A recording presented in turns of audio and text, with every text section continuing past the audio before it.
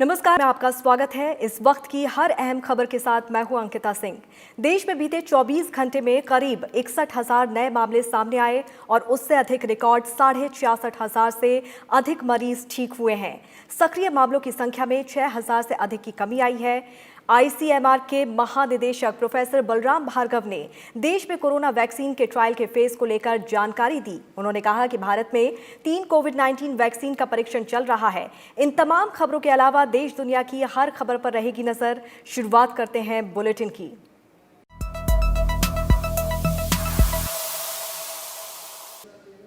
देश में पिछले 24 घंटे में कोरोना से ठीक होने वाले लोगों की संख्या नए मामलों से अधिक दर्ज की गई। देश में बीते एक दिन में करीब 61,000 नए मामले आए और रिकॉर्ड 66,500 से अधिक मरीज ठीक हुए हैं। इसके साथ ही रिकवरी रेट बढ़कर 75.92% हो गई है। अब तक 24 लाख से अधिक लोग ठीक हो चुके हैं। वहीं सक्रिय मामलों की संख्या में 6,000 से अधिक की कमी आई है। देश में कोविड-19 की मौजूदा स्थिति और वैक्सीन को लेकर आज केंद्रीय स्वास्थ्य मंत्रालय और आईसीएमआर ने प्रेस कॉन्फ्रेंस कर जानकारी दी। केंद्रीय स्वास्थ्य मंत्रालय की ओर से जारी आंकड़ों के मुताबिक पिछले 24 घंटे में देश में 60,975 नए केस आए हैं। अब तक देश में 31,67,000 से ज्यादा कोरोना के मामले सामने आ चुके हैं। वहीं बीते एक दिन में रिकॉर्ड 66,500 से ज्यादा मरीज ठीक हुए हैं। अब तक 24 लाख से अधिक मरीज ठीक हो चुके हैं। वहीं 7,04,000 से ज्यादा सक्रिय मामले हैं। वहीं पिछले 24 घंटे में 848 लोगों की मौत हुई है, जिसके बाद इस बीमारी से मरने वालों की संख्या 58,390 हो गई है। लेकिन देश में कोरोना से मरने वालों की दर घटकर 1.84% हो गई है। सोमवार को देश ने 9,25,000 से ज्यादा कोरोना के टेस्ट किए। अब तक 3 करोड़ 68 लाख से ज्यादा टेस्ट किए जा चुके हैं। In the first week of August, the positivity percentage on a 7-day rolling average was 11%, and this has come down. Again, 7-day rolling average, this has come down today to 8%. तो अगर आप historical positivity देखें तो वो 8.6 है। अगर आप 7-day rolling average में पॉजिटिविटी देखें तो वो 8% है। देश में जून में जहां औसत रोजाना 1,66,000 से अधिक कोरोना के टेस्ट किए गए, जो जुलाई में बढ़कर दोगुना से ज्यादा हो गए और औसतन प्रतिदिन 3,39,000 से ज्यादा परीक्षण किए गए, जो अगस्त में अब तक रोज 7,27,000 से अधिक टेस्ट हो चुके हैं। In the beginning of April, most of them were imported, and we gradually, our Indian industry startups performed very well. We had our central laboratories like DBT, DST, CSIR. They developed IITs, MHRD, as well as DRDO. They developed many of these kits, and we have tested those kits, and more than 700 kits have been evaluated. देश में शुरुआत में corona के नमूनों के परीक्षण की रफ्तार और प्रयोगशालाओं की संख्या कम थी। देश में जनवरी के आखिर में पहला केस आने के समय केवल एक लैब पुणे में काम कर रही थी। फरवरी में 1,000 टेस्ट हुए थे, जो मार्च में बढ़कर 10,000 हो गए थे। अप्रैल में परीक्षण की संख्या 1 लाख तक पहुंच गई और 2 मई तक 10 लाख से अधिक टेस्टिंग देश में की जा चुकी थी। 9 जून तक 50 लाख से अधिक टेस्ट किए गए। उस समय तक 784 लैब काम करने लगी थी। इसके बाद जांच में तेजी आई।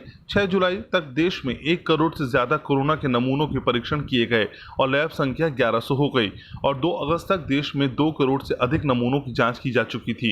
इसके बाद 14 दिनों में 1 करोड़ से अधिक टेस्ट किए गए और यह आंकड़ा 3 करोड़ के पार पहुंच गया।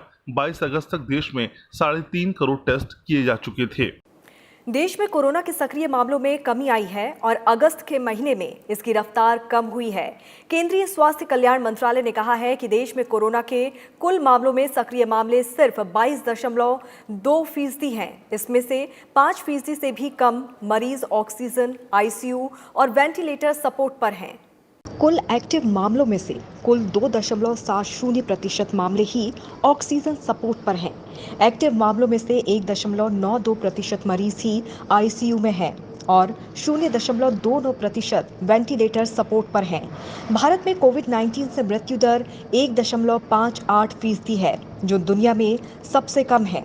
अभी तक कोरोना की वजह से कुल 58,390 मौतें हुई हैं, जिसमें 69% पुरुष और 31% महिलाएं हैं। 36% 45 से 60 वर्ष की आयु के और 51% 60 और उससे ऊपर की आयु वर्ग के लोग हैं। कुल एक्टिव केसेस के केवल 2.70% ही ऑक्सीजन सपोर्ट पर मरीज हैं। वैसे ही आईसीयू में 1.92% मरीज हैं और वेंटिलेटर पर 0.5% से भी कम 0.29% मरीज हैं। पिछले 24 घंटे में एक्टिव केसेस की संख्या में 6,400 की गिरावट दर्ज हुई है। तो ये भी पहली बार हुआ है जबकि active cases have reduced by 6,423 in the last 24 hours. बीते 4 हफ्तों पर नजर डालें तो 28 जुलाई से 3 अगस्त के बीच 89,000 से ज्यादा सक्रिय मामले दर्ज किए गए। इस दौरान ग्रोथ रेट 2.39% रहा। वहीं 4 अगस्त से 10 अगस्त के बीच सक्रिय मामलों में कमी आई। ये 53,500 से अधिक रहे। इस दौरान ग्रोथ रेट घटकर 1.26% पर आ गई। 11 अगस्त से 17 अगस्त के बीच 33,000 से अधिक सक्रिय मामले दर्ज हुए, जो 18 से 24 अगस्त के बीच 31,000 पर आ गए। इस दौरान ग्रोथ रेट में भी कमी आई। आईसीएमआर के महानिदेशक प्रोफेसर बलराम भार्गव ने देश में कोरोना वैक्सीन के ट्रायल के फेज को लेकर जानकारी दी है। उन्होंने कहा कि भारत में 3 कोविड-19 वैक्सीन का परीक्षण चल रहा है। सीरम इंस्टीट्यूट की वैक्सीन का 2B फेज और 3 फेज टेस्ट चल रहा है। भारत बायोटेक और जेडिस कैडिला की वैक्सीन ने 1 फेज का टेस्ट पूरा कर लिया है। स्वास्थ्य मंत्रालय के मुताबिक रूस में विकसित कोविड-19 वैक्सीन स्पुतनिक 5 को लेकर भारत और रूस एक दूसरे के संपर्क में हैं। इस बारे में कुछ प्रारंभिक जानकारी साझा की गई है। 3 वैक्सीन इस समय भारत में कुछ थोड़ा आगे बढ़ चुकी हैं और 3 और वैक्सीन हैं जो प्री क्लिनिकल स्टेज में हैंगी। जो 3 जो आगे बढ़ चुकी हैं उसमें सीरम इंस्टीट्यूट वाली वैक्सीन है जो फेज 2B और 3 की स्टेज में चली गई है, शुरू हो गई है, और जिसमें 1700 मरीजों को स्टडी किया जाएगा। और दूसरी भारत बायोटेक की वैक्सीन है जो फेज़ 1 की स्टडी में 375 मरीज को कंप्लीट कर चुकी है और सेकेंड फेज़ शुरू करेगी। और तीसरी जाइडस कैडिला की है जिसमें कोई फेज़ 1 की कंप्लीट हुई है उनकी, कोई 45 या 50 मरीज की, और सेकेंड फेज़ उनकी शुरू होने वाली है। तो ये पोजीशन है। पूर्व राष्ट्रपति प्रणब मुखर्जी की सेहत में कोई सुधार नहीं आया है। दिल्ली कैंटोनमेंट के आर्मी रिसर्च एंड रेफरल अस्पताल के मुताबिक पूर्व राष्ट्रपति अभी भी गहरे कोमा में हैं और वेंटिलेटर सपोर्ट पर हैं। उनके प्रमुख और क्लिनिकल पैरामीटर स्थिर बने हुए हैं। विशेषज्ञों की एक टीम उनकी देखरेख कर रही है। 84 वर्षीय पूर्व राष्ट्रपति प्रणब मुखर्जी का 10 अगस्त को दिल्ली कैंट के अस्पताल में मस्तिष्क की सर्जरी की गई थी। प्रणब मुखर्जी की कोरोना संक्रमण की रिपोर्ट भी पॉजिटिव आई थी। कोरोना संकट के बीच संसदीय समितियों की बैठकों का सिलसिला जारी है। इसी क्रम में आज संसद की कृषि संबंधी स्थायी समिति की बैठक हुई, जिसमें किसानों से जुड़े मुद्दों पर विचार विमर्श किया गया। संसद की कृषि संबंधी स्थायी समिति ने देश में प्रमाणित बीजों का उत्पादन और उपलब्धता विषय पर पड़ताल शुरू की है। मंगलवार को हुई समिति की बैठक में कृषि और किसान मंत्रालय के सचिव संजय अग्रवाल और अन्य वरिष्ठ अधिकारियों से विषय से जुड़े तथ्यों पर चर्चा की गई।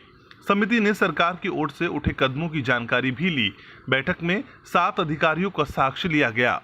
संसदीय सौंध विस्तार भवन में समिति की 25वीं बैठक का आयोजन किया गया।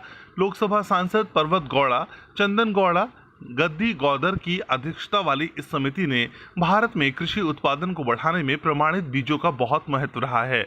60 के दशक में देश में बीजों का उत्पादन महज 40 लाख कुंटल था, जो नीतिगत उपायों से लगातार बढ़ते हुए 3 साल पहले ही 370 लाख कुंटल पार कर गया। लेकिन इस क्षेत्र में कई चुनौतियां हैं। समिति इन्हीं पक्षों की पड़ताल कर रही है। संसद की विभाग संबंधी समितियों में कृषि संबंधी स्थायी समिति काफी अहम है। ये प्रधानमंत्री फसल बीमा, फसलों पर टिड्डी दलों के हमलों और मछुआरों के कल्याण जैसे विषयों की पहले से ही पड़ताल कर रही है। समिति की 21 जुलाई के बाद ये तीसरी बैठक थी। समिति 2019-20 के दौरान 13 रिपोर्ट भी सभा पटल पर रख चुकी है। अनुसूचित जातियों और जनजातियों के कल्याण संबंधी संसदीय स्थायी समिति इन समुदायों के विकास में केंद्रीय विश्वविद्यालयों, इंजीनियरिंग कॉलेजों, आईआईटी और चिकित्सा संस्थाओं की भूमिका की पड़ताल करेगी। समिति ने इस क्षेत्र के सामाजिक आर्थिक विकास में केंद्र सरकार की कल्याण योजनाओं और कार्यक्रमों के प्रभाव पर भी अध्ययन करने का फैसला किया है। अनुसूचित जातियों और जनजातियों के कल्याण संबंधी संसदीय स्थायी समिति ने 2020-21 के दौरान गहन जांच के लिए 18 विषयों का चयन किया। समिति संविधान के अनुच्छेद 312 के तहत अखिल भारतीय न्यायिक सेवा की स्थिति और इसमें इन समुदायों के आरक्षण की संभावना की पड़ताल करेगी। सिर पर मैला ढोने की प्रथा के उन्मूलन पर अध्ययन के साथ समिति अत्याचार निवारण अधिनियम 1989 के कार्यान्वयन के संबंध में भी गहन जांच करना चाहती है। ये समिति 1 मई 2020 को पुनर्गठित की गई थी। सांसद डॉक्टर किरीट प्रेमजी भाई सोलंकी की अध्यक्षता वाली 30 सदस्यीय इस समिति में 10 सदस्य राज्यसभा से हैं। गठन के बाद अब तक समिति 2 बैठकें कर चुकी है और सरकारी सेवाओं में आउटसोर्सिंग विषय पर काम आरंभ हो चुका है। समिति कई अहम मुद्दों पर पड़ताल कर रही है। इसमें सरकारी सेवाओं में आरक्षण की प्रभावी कार्यान्वयन समेत विभिन्न विषयों पर संरचित विधायी ढांचे की जरूरत भी शामिल है। अनुसूचित जाति, अनुसूचित जनजाति के फर्जी प्रमाण पत्र के मुद्दे के समाधान के लिए कानून की जरूरत, आरक्षण नीति तैयार करने, कार्यान्वयन और निगरानी में DOPT की भूमिका, भारतीय रेल में समुदाय के लोगों के लिए आरक्षण और रोजगार, सरकारी बीमा कंपनियों में आरक्षण और रोजगार के साथ साथ कोल इंडिया और अनुषंगी कंपनियों में आरक्षण नीति का कार्यान्वयन भी समिति द्वारा चुने गए विषयों में शामिल है। अनुसूचित जातियों और जनजातियों के कल्याण संबंधी संसदीय समिति सरकारी सेवाओं, PSU और स्वायत्त निकायों में निजीकरण, आउटसोर्सिंग और ठेका रोजगार में समुदाय के लिए आरक्षण सुनिश्चित करने के उपाय भी पड़ताल करेगी। ये समिति राष्ट्रीय अनुसूचित जाति आयोग और राष्ट्रीय अनुसूचित जनजाति आयोग द्वारा पेश रिपोर्ट्स पर विचार करने के साथ साथ भारत सरकार के क्षेत्राधिकार वाले प्रशासन में मामलों की जांच करती है। उत्तर प्रदेश से राज्यसभा के सदस्य अमर सिंह के निधन के बाद खाली हुई सीट पर 11 सितंबर को होने वाले उपचुनाव के लिए अधिसूचना आज जारी हो गई। उपचुनाव के लिए 1 सितंबर तक नामांकन दाखिल किया जा सकेगा, जबकि जांच का काम 2 सितंबर और नाम वापसी की आखिरी तारीख 4 सितंबर है। जरूरत पड़ने पर मतदान 11 सितंबर को सुबह 9 बजे से शाम 4 बजे तक होगा और मतगणना शाम 5 बजे से होगी। उत्तर प्रदेश के दिग्गज नेताओं में शुमार अमर सिंह का निधन 1 अगस्त को हुआ था और राज्यसभा सदस्य के तौर पर उनका कार्यकाल जुलाई 2022 तक था। चुनाव के समय कोविड-19 की रोकथाम के उपायों के बारे में जारी दिशा निर्देशों का पूरी तरह से पालन सुनिश्चित हो, इसके लिए उत्तर प्रदेश के मुख्य सचिव से एक वरिष्ठ अधिकारी को जिम्मेदारी देने के लिए कहा गया है। कोरोना वायरस संकट के बीच छत्तीसगढ़ विधानसभा का मॉनसून सत्र आज से शुरू हो गया। सत्र की शुरुआत राज्य के पूर्व मुख्यमंत्री अजीत जोगी को श्रद्धांजलि देने से हुई। मुख्यमंत्री भूपेश बघेल और नेता प्रतिपक्ष धर्मलाल कौशिक समेत कई नेताओं ने दिवंगत अजीत जोगी को श्रद्धांजलि दी। कोरोना महामारी के मद्देनजर 4 दिवसीय विधानसभा सत्र के लिए खास तैयारियां की गई हैं। आज सत्र के पहले दिन सदन में प्रवेश करते वक्त प्रत्येक सदस्य की थर्मल स्क्रीनिंग और ऑक्सीजन लेवल की जांच की गई। विधानसभा भवन में विधायकों के बैठने की व्यवस्था में बदलाव देखने को मिला। सदन के भीतर अब एक सीट पर 2 ही विधायकों के बैठने की व्यवस्था है। विधायकों के बीच 2 गज की दूरी के नियम का पालन करने के लिए सीटों के बीच में कांच की दीवार बनाई गई है। इसके अलावा 11 अतिरिक्त सीटों की भी व्यवस्था की गई है।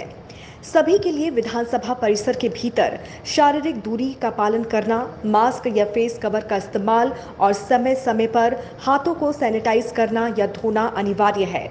सत्र के दौरान विधानसभा में आम जनता का प्रवेश वर्जित किया गया है और परिसर में नियमित रूप से सैनिटाइजेशन किया जाएगा।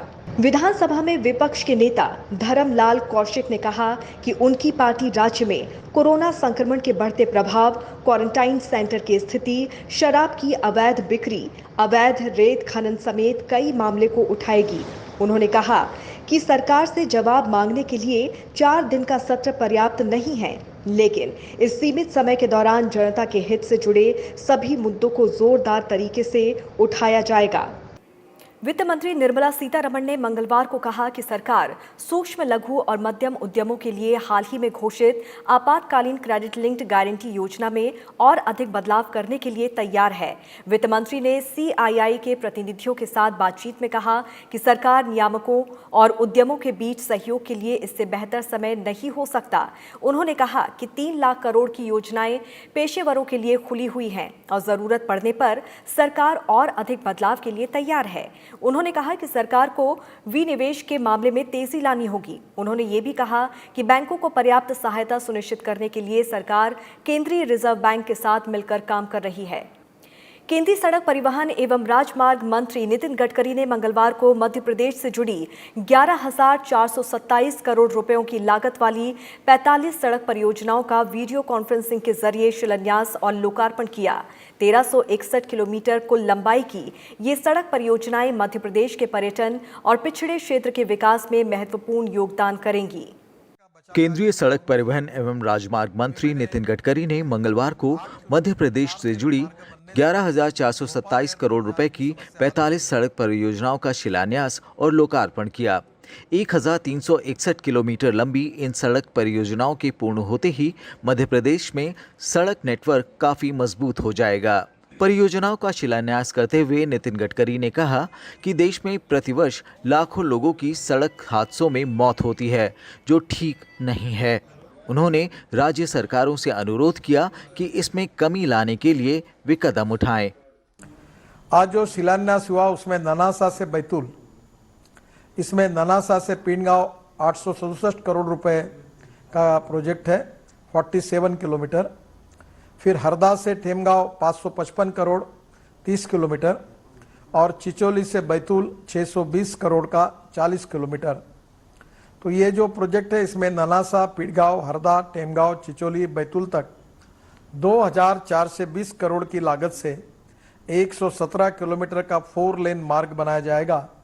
ये निश्चित रूप से बहुत उपयोगी है क्योंकि बैतूल से मुझे भी काफ़ी बार जाना पड़ता है, तो मुझे पता है कि इसका महत्व कितना है। वहीं मध्य प्रदेश के मुख्यमंत्री शिवराज सिंह चौहान ने सड़क परियोजनाओं के शिलान्यास के लिए प्रधानमंत्री श्री नरेंद्र मोदी और केंद्रीय सड़क परिवहन एवं राजमार्ग मंत्री नितिन गडकरी का आभार व्यक्त करते हुए कहा कि इससे प्रदेश प्रगति की नई राह पर बढ़ चला है। उन्होंने कहा कि इससे राज्य में आर्थिक एवं सामाजिक विकास में तेजी आएगी और राज्य संपन्न और समृद्ध होगा। लॉजिस्टिक हब के लिए आदर्श है हमारा राज्य। ये जो अनेकों सौगातें आज माननीय गडकरी जी ने दी है, उनके लिए हम प्रधानमंत्री श्रीमान नरेंद्र मोदी जी का, माननीय गडकरी जी का, अपने सभी केंद्रीय मंत्री साथियों का धन्यवाद करते हैं, हृदय से उनका अभिनंदन करते हैं। वीडियो कॉन्फ्रेंसिंग के जरिए आयोजित इस कार्यक्रम में केंद्रीय कृषि मंत्री नरेंद्र सिंह तोमर, केंद्रीय सामाजिक न्याय एवं अधिकारिता मंत्री थावर चंद गहलोत, केंद्रीय पर्यटन और संस्कृति राज्य मंत्री प्रहलाद पटेल, केंद्रीय इस्पात राज्य मंत्री फग्गन सिंह कुलस्ते के साथ ही मध्य प्रदेश सरकार के कई मंत्री समेत कई सांसद और विधायक शामिल हुए। पूर्व IPS अधिकारी के अन्नामलाई भारतीय जनता पार्टी में शामिल हो गए हैं। दिल्ली स्थित पार्टी मुख्यालय में उन्होंने पार्टी की सदस्यता ली। बीजेपी के राष्ट्रीय महासचिव P मुरलीधर राव और तमिलनाडु के बीजेपी अध्यक्ष L मुरुगन की उपस्थिति में कर्नाटक कैडर के पूर्व IPS अधिकारी के अन्नामलाई बीजेपी में शामिल हो गए। IPS अधिकारी अन्नामलाई कुपुस्वामी ने मई 2019 में अपने पद से इस्तीफा दे दिया था। बिहार बीजेपी कार्यकारी समिति ने साल के अंत में होने वाले विधानसभा चुनाव के लिए अपनी तैयारी शुरू कर दी है। बीजेपी के राष्ट्रीय अध्यक्ष JP नड्डा के आह्वान पर बिहार बीजेपी कार्यकारी समिति ने राज्य में 5 दिवसीय डोर टू डोर कैंपेन मंगलवार को शुरू कर दिया। 25 अगस्त से शुरू होकर अगले 5 दिनों तक चलने वाले इस कैंपेन के लिए 23 समूहों का गठन किया गया था और उन्हें राज्य के सभी वर्ग के लोगों से संपर्क करने को कहा गया है। सुप्रीम कोर्ट ने आपराधिक अवमानना मामले में दोषी वकील प्रशांत भूषण की सजा पर फैसला सुरक्षित रख लिया है। सुप्रीम कोर्ट ने इस मामले में प्रशांत भूषण को सजा सुनाने के मुद्दे पर अटॉर्नी जनरल से उनकी राय मांगी। अटॉर्नी जनरल ने कहा कि वकील प्रशांत भूषण सुप्रीम कोर्ट के खिलाफ दिए अपने सभी बयान वापस ले लेंगे। ऐसे में उन्हें चेतावनी देकर छोड़ दिया जाए। सुनवाई के दौरान सुप्रीम कोर्ट ने कहा कि प्रशांत भूषण ने सोमवार को कोर्ट में जो अपना अतिरिक्त बयान दाखिल किया है उसमें उम्मीद थी कि अपने रवैये में भूषण कुछ सुधार करेंगे, लेकिन ऐसा नहीं है। सुप्रीम कोर्ट ने अटॉर्नी जनरल को संबोधित करते हुए कहा कि हमने प्रशांत भूषण को मौका दिया था। वकील प्रशांत भूषण के खिलाफ 2009 की अदालत की अवमानना मामले में चल रही सुनवाई फिलहाल टल गई है। मामले की सुनवाई कर रही जस्टिस अरुण मिश्रा की बेंच ने इसे चीफ जस्टिस ऑफ इंडिया के पास भेजा है और मुख्य न्यायाधीश तय करेंगे कि 2009 के मामले की सुनवाई संविधान पीठ करेगी या नहीं। प्रशांत भूषण के खिलाफ 2009 के कोर्ट की अवमानना सुनवाई के दौरान जस्टिस मिश्रा ने कहा कि वो रिटायर हो रहे हैं, इसीलिए अब अगली सुनवाई करने वाली उचित बेंच ये तय करेगी कि इस मामले को बड़ी बेंच के पास भेजा जा सकता है या नहीं। पिछली सुनवाई में प्रशांत भूषण ने 2009 में दिए अपने बयान पर खेद जताया था, लेकिन बिना शर्त माफी नहीं मांगी थी। प्रशांत भूषण के वकील राजीव धवन ने मामले को सुनवाई के लिए संविधान पीठ को भेजने की मांग की। हालांकि जस्टिस अरुण मिश्रा की अगुवाई वाली 3 जजों की बेंच ने मामले को सीजेआई के पास भेजा। अब मुख्य न्यायाधीश ही तय करेंगे कि 2009 के मामले की सुनवाई संविधान पीठ करेगी या नहीं। बिल्डर्स अगर समय पर मकान तैयार कर ग्राहक को नहीं देते हैं तो उन्हें अच्छा खासा हर्जाना देना होगा। सोमवार को सुप्रीम कोर्ट ने अपने एक फैसले में कहा कि अगर बिल्डर तय समय पर मकान का कब्जा ग्राहक को नहीं देता तो उसे मकान की कीमत का 6% सालाना की दर से ब्याज ग्राहक को हर्जाने के रूप में देना होगा। ये हर्जाना ग्राहक और बिल्डर के बीच हुए लेट डिलीवरी करार के तहत दिए जाने वाले प्रति वर्ग फुट मासिक हर्जाने के अतिरिक्त होगा। कोर्ट के इस फैसले के बाद उन बिल्डर्स की मनमानी पर रोक लगेगी जो वादे के मुताबिक खरीदार को फ्लैट नहीं सौंपते। सुप्रीम कोर्ट की बेंच ने राष्ट्रीय उपभोक्ता विवाद निवारण आयोग के उस आदेश को रद्द कर दिया जिसमें उसने 2019 में 339 फ्लैट खरीदारों की शिकायत को खारिज कर दिया था। इस आदेश में कहा गया था कि फ्लैट खरीदार विलंब या वादे के अनुरूप सुविधाएं नहीं मिलने की स्थिति में फ्लैट खरीद समझौते में निर्धारित की गई राशि से अधिक मुआवजे के हकदार नहीं हैं। पाकिस्तान भारत पर निशाना साधने के लिए किस हद तक गिर सकता है, इस बात का अंदाजा इस बात से लगाया जा सकता है कि उसने संयुक्त राष्ट्र सुरक्षा परिषद में जम्मू कश्मीर का मामला उस दिन उठाने की असफल कोशिश की जब परिषद गैर सदस्यों के लिए खुली ही नहीं थी। लेकिन अब भारत ने भी करारा जवाब दिया है। संयुक्त राष्ट्र में भारत के स्थायी मिशन ने पाकिस्तान की भारत को बदनाम करने की कोशिशों और आतंकवाद के साथ उसके चोली दामन के साथ को दुनिया के सामने उजागर कर दिया है। भारतीय विदेश मंत्रालय में संयुक्त सचिव महावीर सिंघवी का कहना है कि पाकिस्तान 1000 बार झूठ बोल के झूठ को सच में नहीं बदल सकता और सच तो ये है कि पाकिस्तान आतंकवाद का सबसे बड़ा गढ़ है। आखिरकार भारत के सब्र का बांध टूट ही गया और उसने पाकिस्तान के झूठ के पिटारे को दुनिया के सामने खोल दिया। संयुक्त राष्ट्र में भारत के स्थायी मिशन ने पाकिस्तान के 5 सफेद झूठों से पर्दा हटाया। पाकिस्तान का झूठ नंबर 1, पाकिस्तान आतंकवाद का शिकार है। सच्चाई। पाकिस्तान के इस दावे की बखिया उधेड़ते हुए मिशन ने कहा कि सच्चाई तो ये है कि पाकिस्तान आतंकवाद का घर है। उसने आतंकवाद को पनाह ही नहीं दी बल्कि आतंकवाद को पैदा भी किया। पाकिस्तान की इस बात को खुद पाकिस्तान के प्रधानमंत्री इमरान खान ने 2019 में संयुक्त राष्ट्र में माना था जब उन्होंने कहा था कि पाकिस्तान के अंदर 40 से 50 हजार आतंकवादी हैं। पाकिस्तान का झूठ नंबर 2, अल-कायदा का पाकिस्तान से सफाया। सच्चाई। अल-कायदा का सरगना ओसामा बिन लादेन पाकिस्तान में ही पाया गया और मारा गया और खुद पाकिस्तान के प्रधानमंत्री इमरान खान ने उसे शहीद कहकर संबोधित किया। पाकिस्तान का झूठ नंबर 3, भारत ने भाड़े के आतंकवादियों को रखा। सच्चाई। पाकिस्तान सीमा पार आतंकवाद का प्रायोजक रहा है और इसका खामियाजा पूरी दुनिया ने भुगता है। पाकिस्तान का झूठ नंबर 4, संयुक्त राष्ट्र की 1267 अल-कायदा प्रतिबंधित सूची में भारतीय है। सच्चाई। ये सरासर गलत है। ये सूची सार्वजनिक है, कोई भी इसे देख सकता है और इसमें पाकिस्तान की तरफ से बताया जा रहा कोई भी भारतीय शामिल नहीं है। पाकिस्तान का झूठ नंबर 5, भारत के अंदरूनी मामलों पर पाकिस्तान की बयानबाजी। ये पाकिस्तान की धार्मिक असहिष्णुता का ही नतीजा है कि 1947 से लेकर अब तक पाकिस्तान में अल्पसंख्यक समुदाय की संख्या 23% से घटकर मात्र 3% रह गई है। और जहां तक जम्मू कश्मीर की बात है, यहां जो भी परिवर्तन किया गया है वो जनता की भलाई को ध्यान में रखकर किया गया है। पाकिस्तान का सबसे हास्यास्पद दावा यह रहा कि उसने सोमवार को संयुक्त राष्ट्र सुरक्षा परिषद में बयान दिया, लेकिन यह दावा करते समय वो भूल गया कि सोमवार का दिन गैर सदस्यों के लिए था ही नहीं। महाराष्ट्र के रायगढ़ जिले के महाड़ इलाके में सोमवार को 5 मंजिला इमारत ढहने से हुए हादसे के बाद राहत और बचाव कार्य जारी है। घटनास्थल पर एनडीआरएफ की टीमें भी राहत और बचाव के काम में जुटी हुई हैं। इस घटना में मृतकों की संख्या बढ़कर 7 हो गई है, जबकि 17 से ज्यादा लोगों के अभी भी मलबे में फंसे होने की आशंका जताई जा रही है। इस हादसे पर राष्ट्रपति रामनाथ कोविंद, उपराष्ट्रपति एम वेंकैया नायडू और प्रधानमंत्री नरेंद्र मोदी ने गहरा दुख और संवेदनाएं व्यक्त की हैं। राष्ट्रपति रामनाथ कोविंद ने हादसे पर दुख जाहिर करते हुए कहा कि घटना से विक्षुब्ध हूं।